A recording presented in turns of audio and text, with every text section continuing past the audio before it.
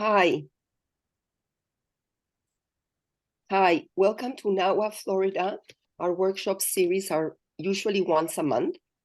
And today we are honored to have Avrel Menkes, an amazing artist who has traveled the world.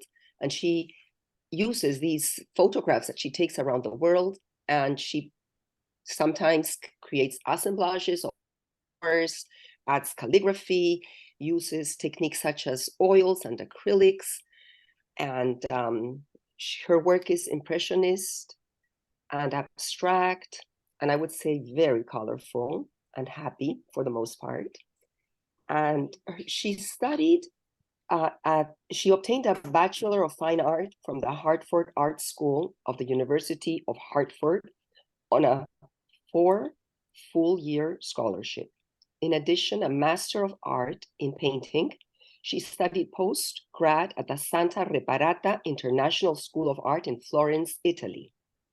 Her lifetime national and state awards include New York LI Art Teacher of the Year and USA Today Teacher of the Year, as one of 39 teachers out of 130,000 nominations. Avrel was chosen as Disney Teacher of the Year.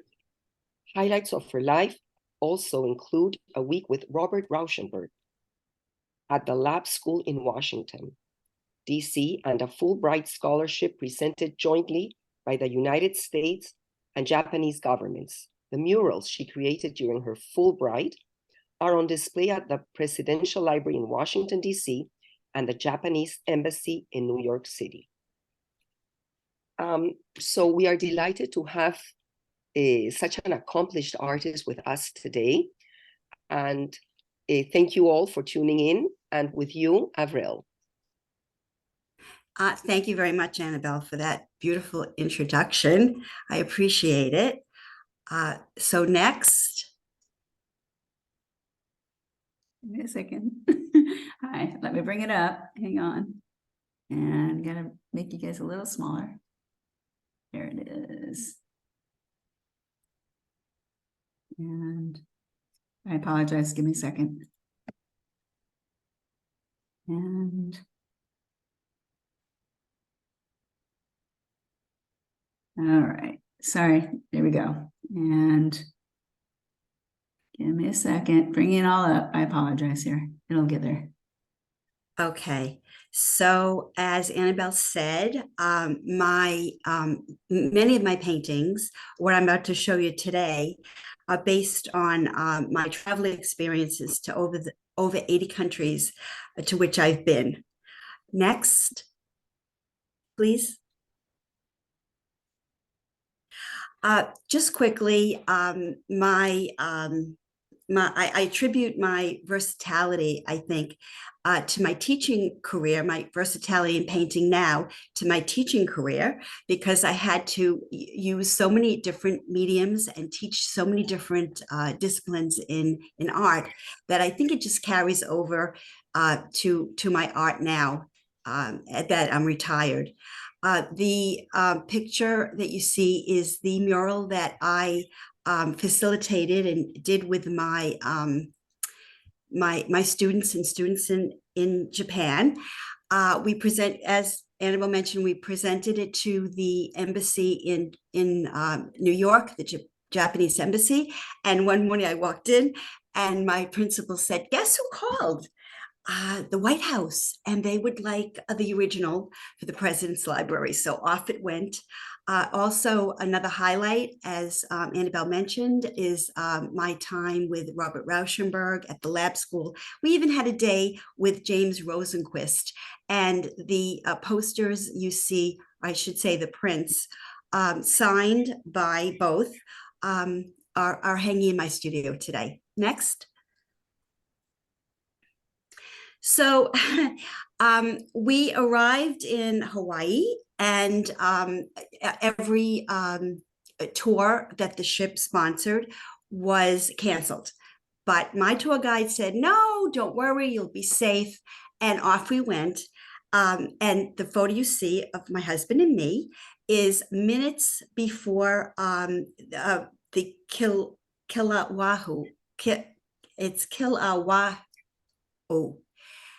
volcano erupted, and we fled. We fled to a cafe for lunch, where then we had an earthquake. And when the salad ended up in my lap, it was a whole new definition of tossed salad. So next, you could see the painting that I did inspired by that. This is the Galapagos, Isabella Island. And my painting is my interpretation of the land, which you can see is actually red and green, something I've never seen before. So it was a little bit of imagination, but really based on what I actually saw. Next, please. So my husband and I go to Aruba every year. We have timeshare. And so for years, I've been seeing the Aruba sky at sunset, 6:20. It's always the week that we go around 6:20. So the painting on the right is my interpretation of that. And it's done on a cradle wood board, and it's oil on cradle wood board. Interestingly, I put it on the website.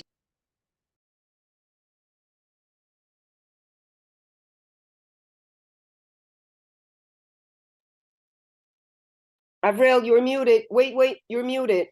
Avril, I'm sorry, unmute yourself, please.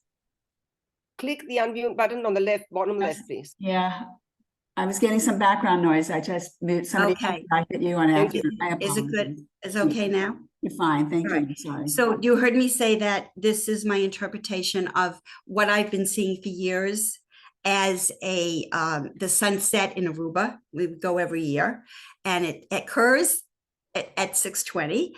I put this on the site of the Aruba site that I'm on Facebook, and the painting sold within a day. So apparently, the collector also felt a connection to the Aruba sunset. Next, please. Often I will take the shape of a scene, and I will use it in a painting and elaborate on it, but use the basic shape or composition. So here you can see a castle in Ireland, and my painting on the right, done in acrylic, mainly acrylic, but I do draw into my paintings often, and I scratch in, and I like to use a lot of mark making. Next, please. Anyone who's been to Barcelona knows that it's a kaleidoscope of colors, beautiful jewel tones and mosaics. So next, please, I will show you my rendition of Barcelona. I take artistic license, I should say, and just my memories of the beautiful colors of Barcelona. Next. So one of a really exciting time was a hot air balloon ride in Cappadocia, Turkey, which is what it's known for. And we had gone, and most people go in sunrise. Next. This is a very rather abstract interpretation, but if you look on the right, top right, you could see my thinking of a yellow, colorful hot air balloon, and the colors of the land, which is in green, and the colors of sunrise against the blue sky. Next.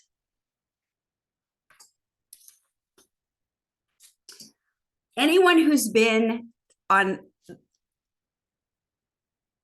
wait, go back. Okay. Anyone who's been to the Baltic knows that the seas are very rough. And actually, my favorite color, one of my favorite colors, is Payne's Gray. And I had to interpret this using Payne's Gray. So you'll see next. This is my painting based on my experience in the Baltic. And I really try to create movement in my paintings with colors and shapes and line.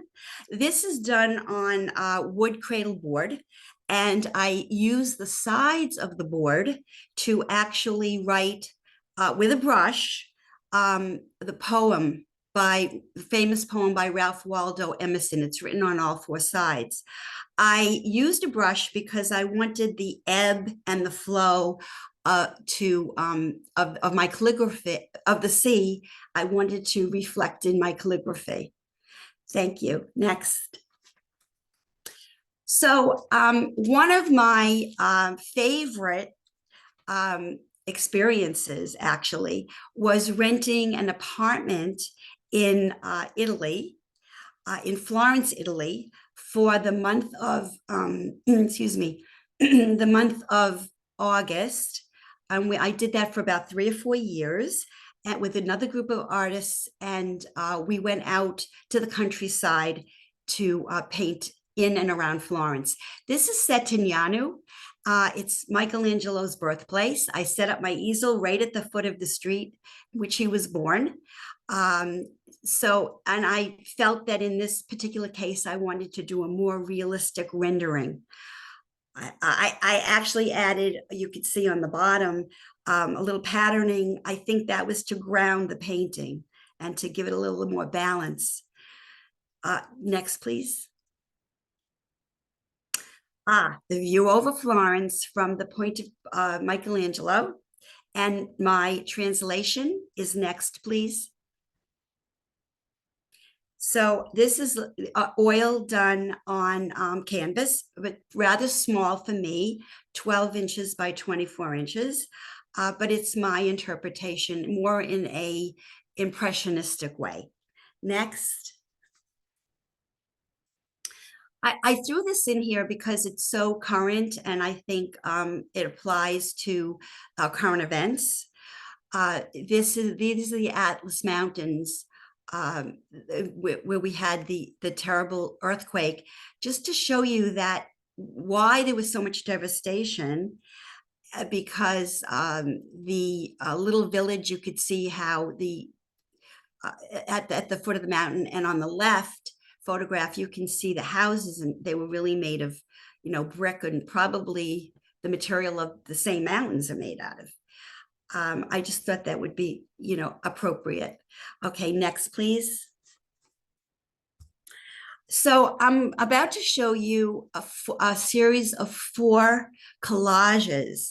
So this is really mixed media also on canvas, and based on landmarks in Florence. And most famously, of course, is the Duomo. And next. And another famous landmark.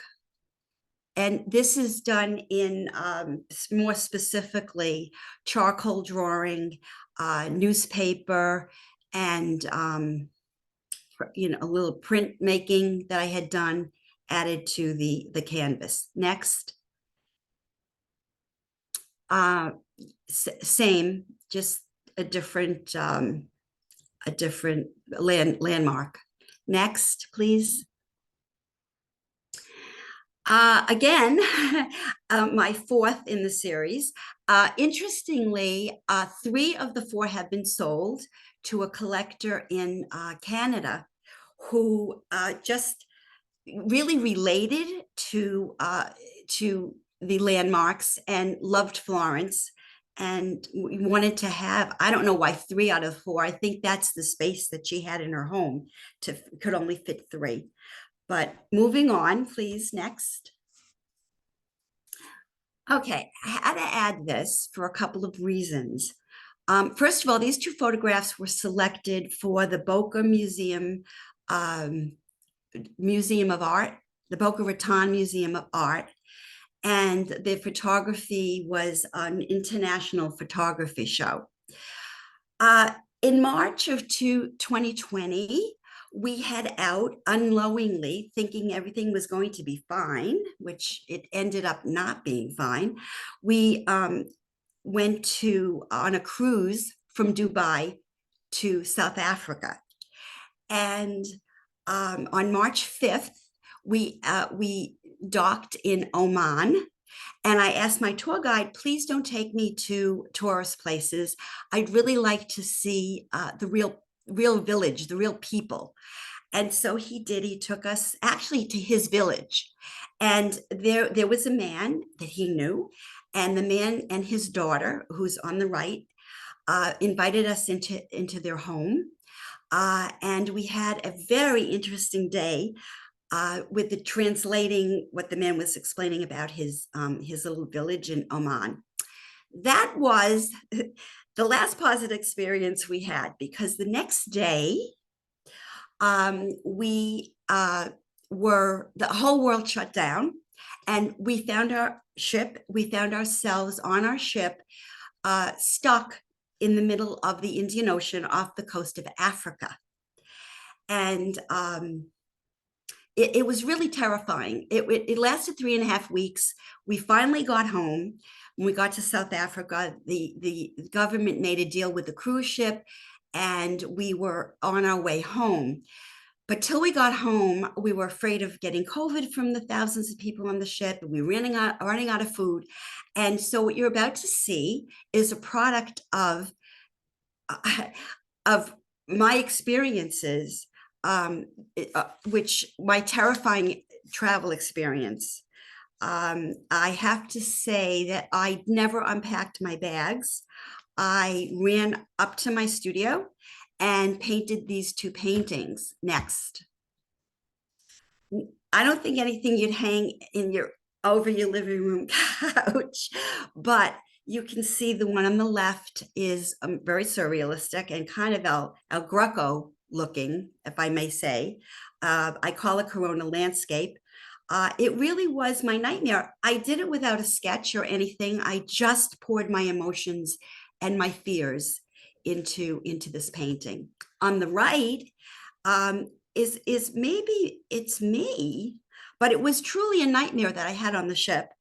And it's just a repeated floating body, just floating out to sea and never returning. So although most of my work, I want to say 95% is happy and joyful, this was purely from my emotions of that experience, that travel experience. Okay, and so next. Okay, these photos, I have 3, are at the moment on exhibit at the Art Guild of Long Island. They're having a special exhibit right now for Latin month, and the Latinx exhibit is for Latin Heritage Month, I should say. And so I submitted photographs of from Latin countries. These are my own photographs.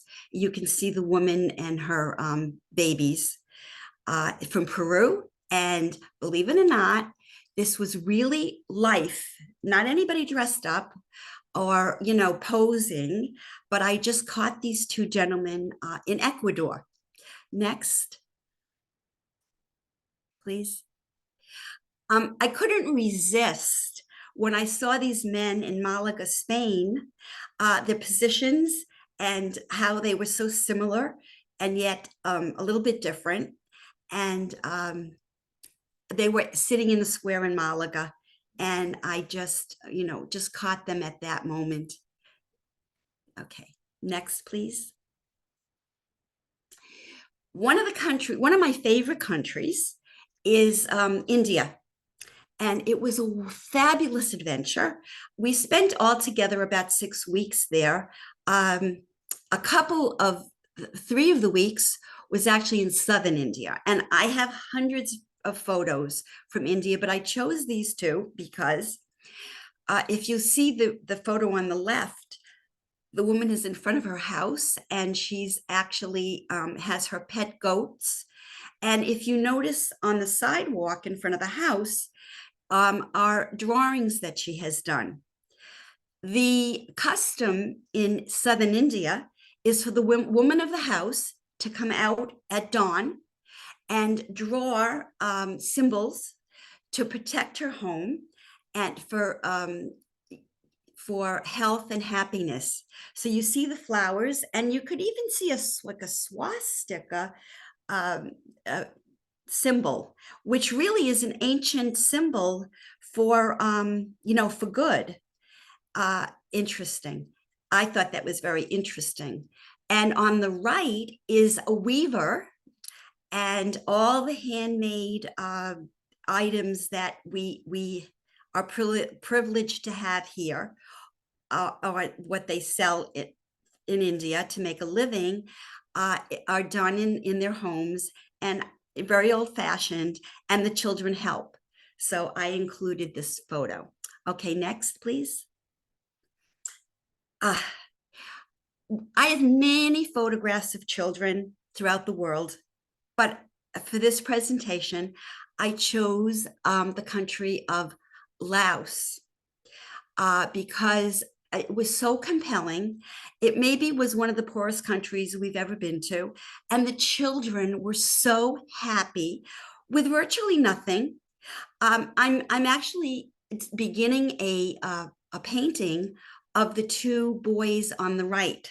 They were so sweet and so endearing, and their playmate was the rooster that the boy is holding. That's what they ran around and played with. They didn't even have a ball.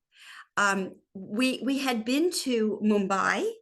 Unfortunately for me, and I understand, we were not allowed to take pictures in the neighborhood of those children, and they had a deflated ball. These children only had a rooster with which to play.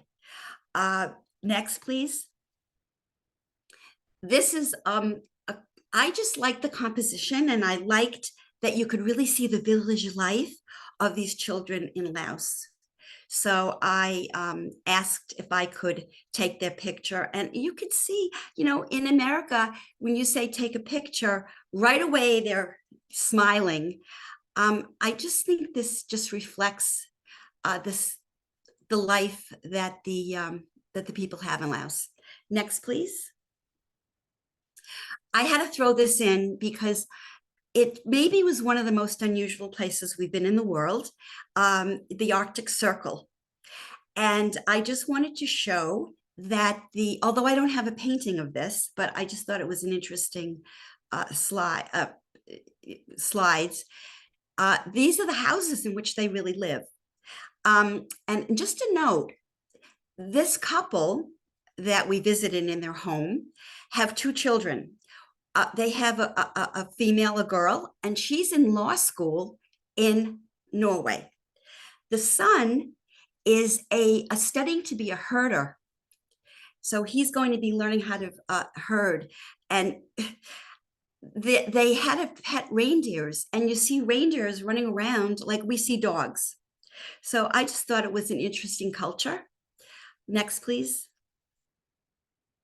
All right, I'm about to show you something else that I am doing. I'm still in the process. I have 9 assemblages done, and I think together they're very effective, but I'm going to show that to you individually. This is based on doors that are from around the world. The photographs are not photographs I have taken specifically. Some are, but what I'm going to show you are photographs from different places that I've embellished on canvas. They're each only 12 by 12 inches. This is from Valparaiso in Chile. If you've ever been there, it's a lot of art. Everywhere on the street is art. So I just thought it was an interesting door. Next. This is a door from France. It actually was in the birthplace of Monet, and embellished with lilacs. So it's 3-dimensional. Next, please. As soon as I saw this door, the first thing I thought of were computer parts. So I actually had some in my studio. I've had them for years and I never knew what to do with it. So voila. Oh, voila was actually the slide before for France, but okay, voila. Here is my interpretation or my assemblage around the door in the United Kingdom. Next. Okay. I was thinking of Escher when I did this in like a tessellation, so to speak. Not really, but it just reminded me of that. And the design, I kind of related to Escher. But in any case, it's a wooden house, bird house, and it I think is an very interesting door, and always wondering what's behind the closed door. Who lives there, and so that's why the series is called Behind Closed Doors. Next, please. Okay, last to show you, I have a door from Morocco and the famous Blue City, which most of us have heard of, is the inspiration for this. A lot of painting on this, and it kind of reflects the feeling of Morocco and the design of Morocco, because I painted around the door and on the sides. And that is 4. Did I give you 4 or maybe 5 of the 9 that I have I've created in the series? So next, this is really the tip of the iceberg, if you're talking about the Arctic Circle, and even if you're not. This is my samplings of the paintings and collages, assemblages, and photographs that I've painted and from inspiration of my travels. I do have a website, which you see on the screen.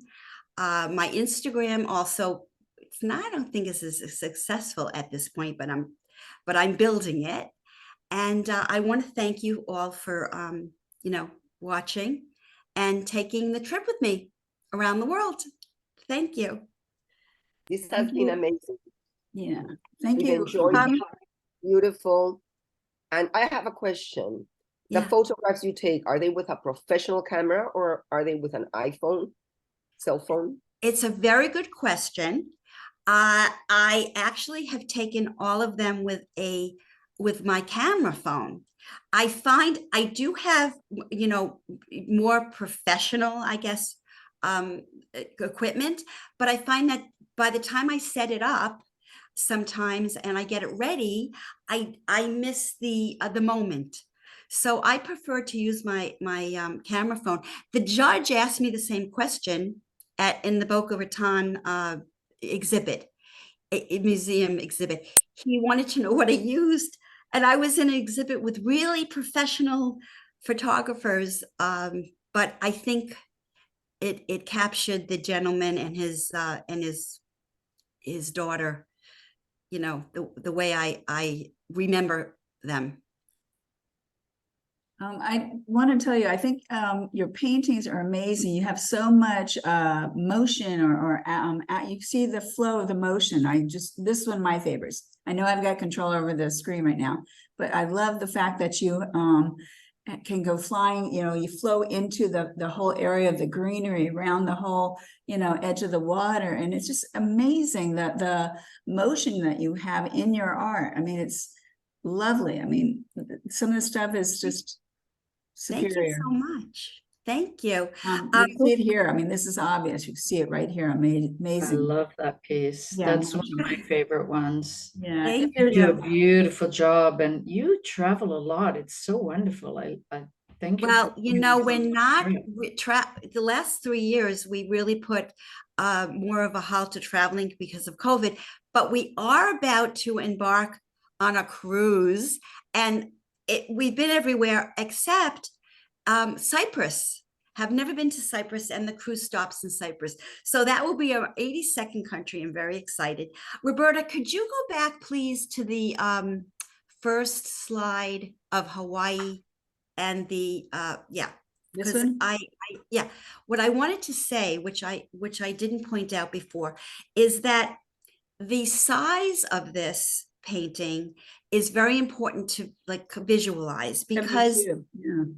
it's very big. It's 7 feet by 5 feet. And I chose that size because the eruption of the volcano was so big, was so magnificent that That's my favorite, Sue. oh, okay. It translates better in a large size. And Dana said Sue, so I'll explain that. Oh, sorry.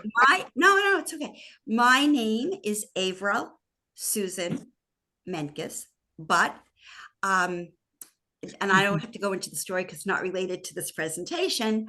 My nickname is Sue, my middle name, but really in the galleries and in my art world, I didn't like the name Avril growing up because in my day everybody was Sue, Linda, and Phyllis. You know, Susan. But I now see that, you know what, it's maybe more appropriate for me. And so I really love it now. So anybody who would like to call me Avril, I welcome it with, or Sue, whatever. My mother used to say, don't call me late for dinner. You know, it's, you know. Everyone, I got this up where you can see the numbers. So if you want me to go back to anyone and talk about it, let me know right now. If, just unmute yourself if you're muted, and we could discuss. I want to say something. My apologies. I am a very old friend of Sue Avril. Long time. Not Long old. time, right? No, not old. I just think she's one of the most talented people I've ever met. And I had something going on at home. I couldn't come to this meeting until just a few minutes ago. And I thought it was going to be an hour long. And I missed the entire presentation. Is there a chance that it's going to be available? You are being recorded right now. So everything's being recorded. And you'll be and then how will I be able to? And I will I'm send sorry. it out with I'll send it out with like I always do. It'll be part of the links. You can see it later. So no worries if you're not seeing it now, you'll see it later. Like let's just stay on this one. If anyone wants to talk about any one of them, I think personally, I love these collages with the Florence. It was beautiful. How many did you say you had? I had 4. They're lovely. 3 are sold. I really wanted to sell all 4, but I mean, when you get a sale, you know, that's, and I think the woman only had room for 3 in her home. Yeah. So I felt, you know, obligated, or I felt that somebody was going to enjoy it in her home. And so I sold 3 out of the 4. Yeah. Yes. Absolutely beautiful. And your photographs of the people too. I know on one, if somebody else wants to speak up and talk about one of them, but I just love the emotion like you got of this man, how to have somebody pose straight on, staring at you right into the picture like this, out into the camera, and have no problem doing it. It's wonderful. I mean, just the fact that you captured it is amazing. So kudos. Yes. He was very old and he was very charming, and it really sustained me through my terrifying days that followed, because I kept thinking of the man and how I was worried about him in COVID because he was, he was very poor and the village was very poor. It really, you know, all the traveling, I think, has made me a better person, not only a better artist, but a better person, because I have a different perspective of life. I think now everything is relative. When a child tells me, or someone says they're starving, I think, oh my God, you're not starving. I saw starving people. Right. or just the beauty of the world. It just is very educational. And the fact that I could be in a gallery or a museum is very validating. Very validating for me as an artist. And so I appreciate everything. I really do. I can see that, and it reflects in your art as well. And I think that's probably why it feels so optimistic. The colors are strong, but they're optimistic, except for your two paintings based on fears. All your colors and your motions and your sense of the piece are optimistic, and that's beautiful. Thank you. Do you Thanks have that you feel that I'm trying to convey my emotions. I'm pretty animated. I don't know if you could tell, but I am. And I think that my paintings have movement, have carry over in the animation. I don't know, but Yeah. I think it's like an extension of me. Yes. Somebody was asking a question. Who started asking a question, please? Go ahead, Susan. Yes, I'd like to know, when you take these photographs, because I'm a photographer, do you have to get written permission from the people or just verbal permission? Because here in the country, I carry around model releases and sign things for permission for publication and stuff. How do you work with that? Well, actually, I do ask the people, Okay. may I take your picture? Every single one of my photographs that I've shown you are people looking into the camera. Right. Either posing or, the woman walking across the street. I said, do you mind if I take your photograph? I don't want to offend anybody. And I think culturally, which is why I was surprised this Muslim man would let me take his picture, and the woman, his daughter as well. So I don't have written permission, but I certainly couldn't stand in front of the men in Malaga and take their picture without asking, may I take Yes, of course. Yeah, I have to ask, and I always get everybody sign a statement, because if I use it to exhibit, there could be in our country, there could be a problem, That's something, that's food for thought.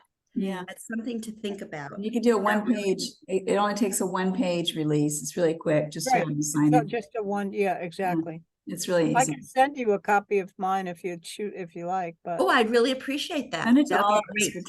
Send it to all of us, because I've done it for my paintings too. When I've used people as models for paintings, I use the release, and mine's kind of about 15 years old. So I'd like to see what yours is. Our country is a pain in the neck with stuff like that, but I think it's great that you have the freedom to ask, and people are, very nice about it. I've had people tell me no in certain countries, and I respect that.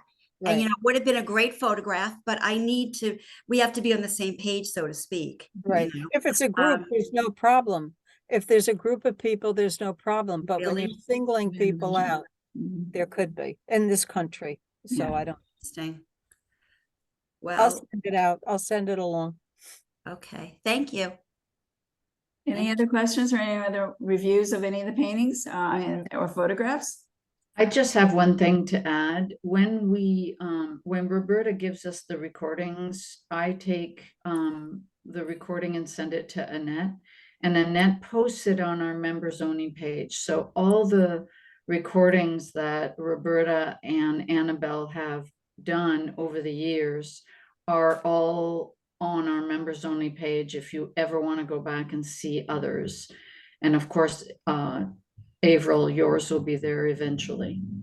Okay, great. Thank you so much. Thank you. I'm happy to share. It's a wonderful organization.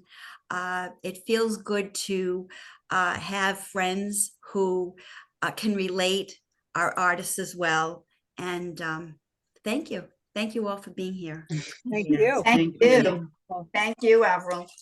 Thanks, Avril. And I want to say that she was a little bit concerned about creating a PowerPoint presentation, but her grandson helped her out. So don't be afraid if you don't have one. You will for sure find someone to help you create it. And it organizes your art and it gives you a very nice platform, and then you have it with you. So I encourage all of you to, if you haven't done a presentation, to do one, contact me, Annabelle Peicher. And also, if you've done one last year, so I want to schedule for the entire year, so you can do another one, not only showing us your art, but you can do a hands-on workshop. You tell us what materials to get, and you can conduct a workshop, and that's a lot of fun. And that can be on the side of this presentation. So we welcome this anytime. I think we can cut the recording at this moment. We can stop the Well, recording. actually, I was going to say one other thing really quickly, is that to let you know that I have no problem with people that don't want to do the computer at all, really. In Avrel's case, she had me just do running it through the presentation, like the old timey slideshows that we used to do. And I'm happy to do that. So if anyone really does not want to learn how to do the PowerPoint on their own computer, which is always a good skill, but if you don't want to, I can do what I just did today, where I can have it and I bring it up and I can actually show it that way. So there's no reason to not do it. If I might add, my grandson, who, by the way, believe it or not, is 12 years old. Believe it or not. Yes. No, look, I'm taking, grandmother's bragging rights. Is really brilliant in when it comes to all this. They're all brilliant because they're all born with this, and right. But he's going into business. He'll be happy to create the PowerPoint for you. He'll be very happy to do that, and he's also developing websites for artists. So just a little, a word about Xander, my grandson. Don't give me his last name or anything like that, because I'm going to stop recording now. Yes, please. Okay. It's still a minor. And I have to leave, so I'll